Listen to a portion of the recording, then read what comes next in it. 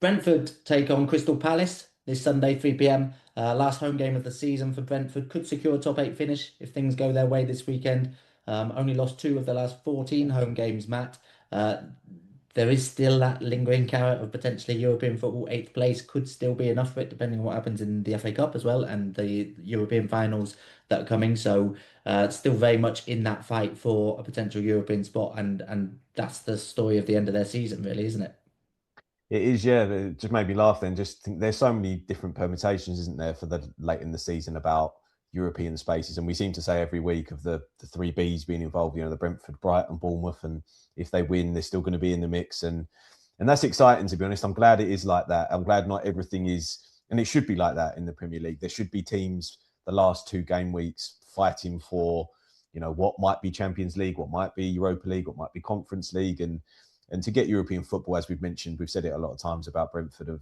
We probably all fancied them to struggle. No one would have imagined how well Thiago would have done. No one would have imagined that he'd be putting up the numbers that he has. And yeah, I just think they deserve a lot of credit. They're probably for me one of the stories of the season in terms of how much people did expect them to struggle from the start of the season. And if you'd have said to me at the start, Brentford would be potentially pushing for the top six, then no way. No one would have thought that. It just wouldn't. There wouldn't have been a scenario where that would have made sense in any stretch of the imagination. So, I think this is a nice game for them, isn't it? From Palace recently have just been. I appreciate they've got Conference League final to look forward to, but that doesn't mean that your Premier League performances have to be so poor, and they have been so poor. And for the fans, travelling to games, they won't have been expecting much different, but they'll be heading into this game thinking Brentford got more to play for, probably going to get beat. And I just don't think it's a good thing to always looking ahead to the European games, but it's not good to get into that losing habit in any way. I don't see it. It doesn't make sense to me. So the performances there of them recently has obviously been really poor. But yeah, for Brentford, go and win this game and then just see where it leaves you. Obviously, Liverpool away, the last game of the season, which could have so much on the line, and the picture will become clearer obviously once a lot's happened in the coming weeks. But they've just got to look after themselves. Brentford, just go and beat Palace, see where it leaves you, and then see what could happen on the final weekend.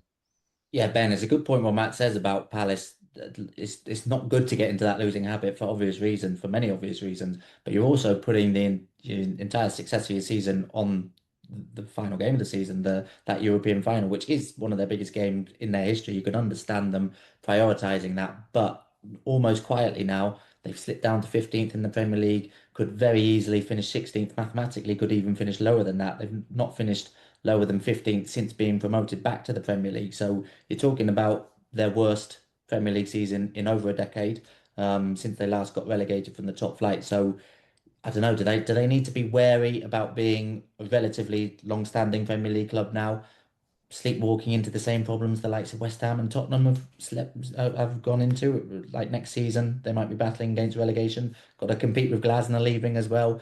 I get focusing on that huge European final, but you can't just take your eye off the ball completely in the league, surely. Yeah, it's a tricky one. You don't just want to roll over. I mean, Glasner said straight away after they made the final that he hinted that he was going to rotate for these games, which is obviously great to hear for Man City and Arsenal fans. But Palace fans, I've not really seen or spoken to many of them. I don't know if they care or not, but it's not just the conference final they've got to think about.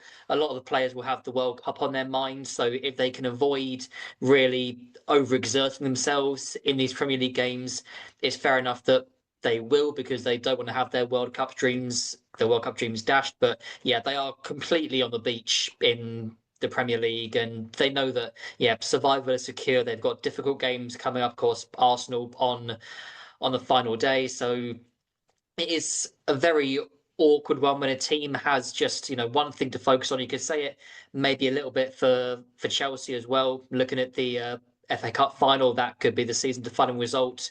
Do they really go for it in the Premier League or not? But for Crystal Palace, I understand they have the Conference League final and then the World Cup to think about. So if they can avoid really going gung ho in the league, then they will, and that's understandable. It's not great to see from the perspective of Palace supporters. But your point there, Barney, about Tottenham and West Ham, I do think Palace are a better run club, certainly better run than Tottenham, and I'd argue West Ham as well. Depending on who they get in for their manager, I think Iraola is the absolute odds-on favourite right now. So if he came in, I'd have no concerns whatsoever for Crystal Palace, as long as they do get their summer recruitment right as well. It looks like they're going to lose Adam Wharton, you'd suspect. Ismail Assar, interestingly, there's been very little transfer talk about him. He's got 20 plus goals this season, but he's not really been linked with any other clubs, so they could keep him. That's going to be huge for next season. We'll see what happens with Mateta's future, but I don't think we're going to see them plunge like West Ham and Spurs have done, to be honest with you. It was our move for Iraola to go there, wouldn't it, Matt? Yeah, I thought that. It's very strange, isn't it? I don't get it. It doesn't make sense. Obviously, the money, talking about the money being slightly better at Palace, but I don't get it. That's why I was just thinking about that as you said it. It doesn't make any sense to me why he would go from, if you're going to Chelsea or you're going to Liverpool or Real Madrid or even back to Athletic Bilbao, you can make an argument for it. But from Bournemouth to Palace, when you look at the players and where Bournemouth are and Palace, I don't know is the honest answer. Yeah, we'll keep an eye on that one. And Matt, I'm interested to get your opinion. We'll do it, but very briefly. We'll do it probably a bit closer to the game. But Rayo Vallecano, if Palace are putting all their eggs in that basket, what are Rayo Vallecano like? Will Palace go into that game as favourites? I think they will. Yeah, they're great fun. Rayo Vallecano, their stadium gets teased quite a lot because it's almost falling apart at stages, and they shouldn't be. When you talk about the finances and the size of the club, they shouldn't be where they are. They shouldn't be a La Liga club, let alone a team that's in a European final. And it's a game I'm really looking forward to because when I first started doing this and I first got into Spanish football, which was obviously a while ago now, 10, 15 years ago, they were the ones for long periods that I enjoyed watching the most. They consistently scored lots of goals, consistently let in lots of goals. This season, they're in 11th in Spain's top flight. There's interestingly enough, still not safe mathematically from relegation this season, which sums up the type of club they are. They've got some really good players, but I would expect Palace at full strength to be really strong and going into that game as the heavy favourites. But yeah, it should be an entertaining final, if nothing else, for them.